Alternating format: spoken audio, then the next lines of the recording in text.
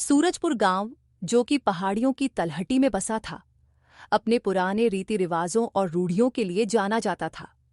कच्चे रास्ते, मिट्टी के घर और खेतों की हरियाली से घिरा यह गांव सुंदर तो था, लेकिन शिक्षा और आधुनिक सोच से कोसों दूर। गांव के मुखिया भैरों सिंह गांव का सबसे ताकतवर और प्रभावशाली आदमी था। उसका मानना था, बदलाव सिर्फ विनाश लाता है। बच्चे पढ़ लिख कर क्या करेंगे? वो शहर चले जाएंगे और अपने गांव की मिट्टी, संस्कार और परंपरा सब कुछ भूल जाएंगे। लेकिन इस गांव में एक अलग सोच वाला लड़का भी जन्मा था, गोपाल, जो एक किसान का बेटा था। वह होशियार और मेहनती था। वह कुछ बनकर अपने गांव के लिए कुछ करना चाहता था, पर सूरजपुर गांव में कोई स्कूल नहीं था। गोपाल के पिता रामू का दिल बैठ जाता जब उसका बेटा मासूमियत से पूछता, पिताजी, हमारे गांव में स्कूल क्यों नहीं है? एक दिन की बात है। गांव में पंचायत सभा बुलाई गई थी। गांव का मुखिया भैरों सिंह हर बार की तरह अकड़कर बैठा था। पंचायत में खेती, पानी, रास्ता, सब मुद्दों पर चर्चा चल रही थी। तभी रामू धीरे धीरे उठा और सबके सामने हाथ जोड़कर खड़ा हो गया। मुखिया जी, हमारे गांव में सब कुछ है। खेत हैं, कुएं हैं, मंदिर है, पर एक चीज नहीं है जो सबसे जरूरी है, स्कूल। सभा में सन्नाटा छा गया। रामू ने आगे कहा, बच्चों का भविष्य अंधेरे में है। मेरा गोपाल हो या हरिया का बेटा, सब पढ़ना चाहते हैं। हमें एक स्कूल चाहिए। मुखिया भैरों सिंह ने आंखें तरेरी और बोला, रामू, तू बहुत बोलने लगा है। ये पढ़ाई लिखाई का भूत तेरे सिर पर क्यों चढ़ा है? पढ़ाई करने से बच्चे बिगड़ जाते हैं। खेती छोड़ देंगे, गांव छोड़ देंगे, शहर भाग जाएंगे, हमारे संस्कार मिट जाएंगे। सभा में कुछ लोग सहम गए, लेकिन रामू चुप नहीं हुआ। उसने हिम्मत जुटाकर कहा, मुखिया जी, अगर बच्चे अनपढ़ रहेंगे तो बाहर वाले हमें हमेशा मूर्ख समझेंगे। हमारे ही गांव के लोग शहरों में मजदूरी करेंगे, जबकि पढ़े लिखे लोग हमें आदेश देंगे। क्या आप यही चाहते हैं? भैरों सिंह गुस्से से कांपने लगा। रामू, तू मुझे सिखाएगा अब? शिक्षा से गांव की परंपराएं टूटेंगी, औरतें जुबान चलाएंगी, बच्चे बड़ों की इज्जत नहीं करेंगे, ये स्कूल नहीं खुलेगा, बात खत्म। रामू ने गांव वालों की ओर देखा। किसी की आंखों में डर था, किसी में सवाल। रामू चुपचाप घर लौट आया, पर वह किसी भी तरह अपने बेटे के सपने को पूरा करना चाहता था। गोपाल का हौसला देखकर रामू ने उसका दाखिला दूसरे गांव के स्कूल में करा दिया, जो सूरजपुर गांव से काफी दूर था।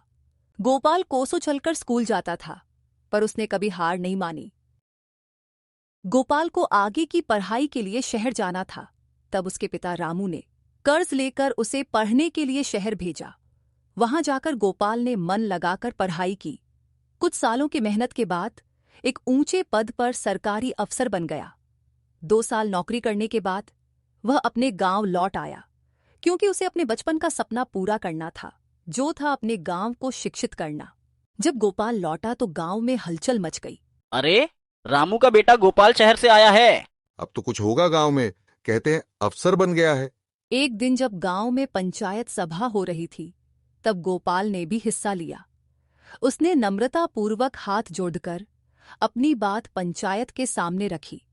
उसने कहा, मैं इस गांव में स्कूल खोलना चाहता हूं, ताकि हमारे बच्चे भी सपना देख सकें, ताकि हमारी बेटियां भी डॉक्टर, शिक्षक और अफसर बन सकें। लेकिन प्रधान भैरों सिंह ने ठहाका लगाते हुए कहा, बड़े बड़े सपने मत देखा कर गोपाल। गांव जैसे चला है वैसे ही चलेगा। बच्चों को पढ़ाने की जरूरत नहीं, खेत में हल चलाना सीखें, वही काफी है। भैरों सिंह नहीं चाहता था कि लोग जागरूक हों, सवाल पूछें या परिवर्तन लाए। उसे डर था कि शिक्षा से उसकी सत्ता हिल सकती है। गोपाल समझ गया था कि पंचायत से उसे कोई मदद नहीं मिलने वाली है। वह उदास होकर घर वापस आ गया। बेटा, तू चिंता मत कर, मैं हमेशा तेरे साथ हूं। तेरा ये सपना जरूर पूरा होगा। जी पिताजी, मैं जानता हूं, पर यह सब कैसे होगा? मुखिया से तो सब डरते हैं। तू चल मेरे साथ। पर कहां?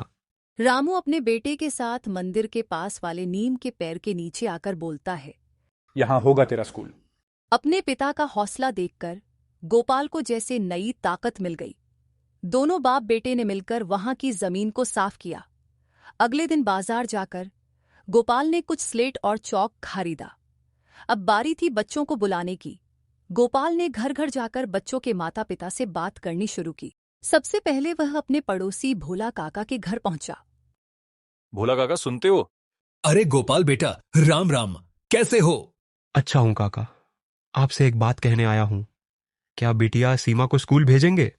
मैं गांव के सारे बच्चों को शिक्षित करना चाहता हूं। बेटा, बात तो ठीक है, लेकिन मुखिया जी को ये बात पसंद नहीं। कहते हैं पढ़ाई से लड़कियां बिगड़ जाती हैं। काका, क्या कभी आपने सोचा है कि आपकी बिटिया डॉक्टर बन सकती है या टीचर? क्या आप नहीं चाहते कि वो अपना नाम खुद बनाए? भोला काका चुप हो गए। उनके मन में हलचल मच गई। अगले दिन गोपाल सीताराम के घर गया। सीताराम भैया, आपके बेटे मुकेश ने मुझे कल बताया कि उसे पढ़ाई का बहुत शौक है। क्यों ना हम उसे एक मौका दें?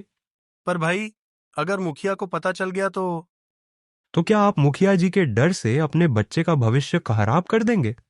पढ़ना लिखना हर बच्चे का मूल अधिकार होता है। सोचिए, कल को अगर वो एक अफसर बन गया तो आपका और पूरे गांव का नाम रोशन हो जाएगा। सीताराम सोच में पड़ गए। गोपाल हर घर में यही सवाल दोहराता।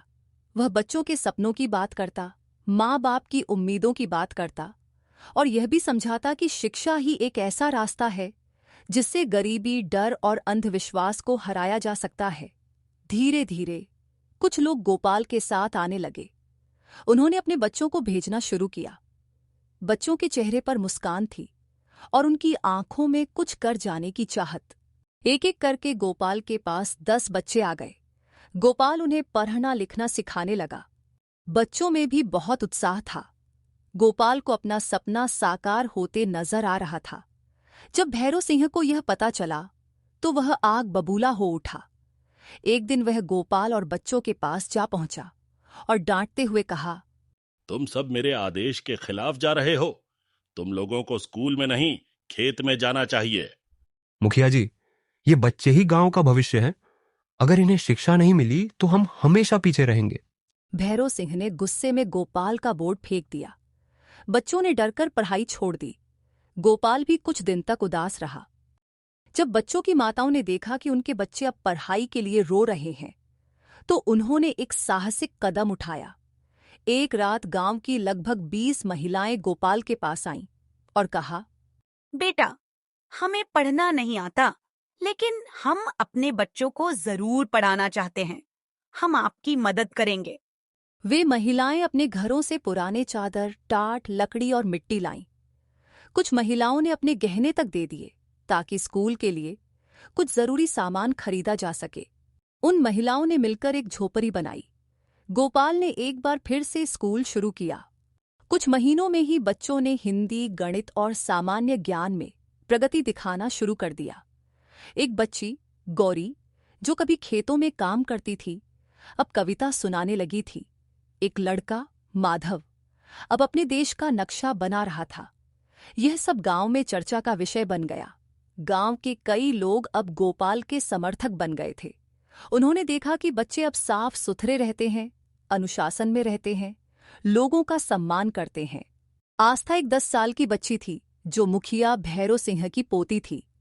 वह बाकी बच्चों को स्कूल जाते देखती तो उसका भी बहुत मन करता उन बच्चों के साथ सीखने का। एक दिन वह अपने दादा भैरव सिंह से स्कूल जाने की जिद करने लगी। दादाजी, मुझे भी स्कूल जाने दो ना। यह देखकर भैरव सिंह परेशान हो उठा। उसने गोपाल को गांव से बाहर निकालने का सोचा। एक दिन भैरव सिंह पंचायत बुलाता है और गोपाल को बुलाकर कहता है, तू मेरे खिलाफ गांव में आग लगा रहा है। तेरी वजह से लोग अब मेरी बात नहीं मानते। मैं तुझे गांव से निकाल दूंगा। इस बार गांव की जनता चुप नहीं रही। गांव के सबसे बूढ़े व्यक्ति श्याम काका बोले, मुखिया जी, जो आपने वर्षों में नहीं किया वो इस लड़के ने महीनों में कर दिखाया। अब गांव आपके डर से नहीं, गोपाल की सोच से चलेगा। भैरव सिंह हतप्रभ रह गया। पूरे गांव ने तालियां बजाकर समर्थन दिया। अब लोग उसकी बातों पर ध्यान नहीं दे रहे थे। उसकी सत्ता डगमगाने लगी। मुखिया के घर में उसके बेटे बहू भी अब उसका साथ नहीं दे रहे थे, क्योंकि वो आस्था को स्कूल भेजना चाहते थे। भैरव सिंह को पहली बार समझ आया कि सत्ता डर से नहीं, सेवा से मिलती है। उसको अपनी गलती का एहसास होने लगा था। कुछ दिनों बाद भैरव सिंह खुद अपनी पोती आस्था के साथ स्कूल गया और बोला, मुझसे गलती हुई गोपाल, मुझे माफ कर दो। अब मैं भी चाहता हूं कि गांव बदले। कृपया तुम मेरी पोती को भी पढ़ाओ।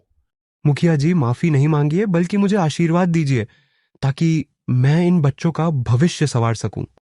मुझे बहुत खुशी होगी आस्था को पढ़ाकर। तुम्हारा बहुत बहुत शुक्रिया बेटा।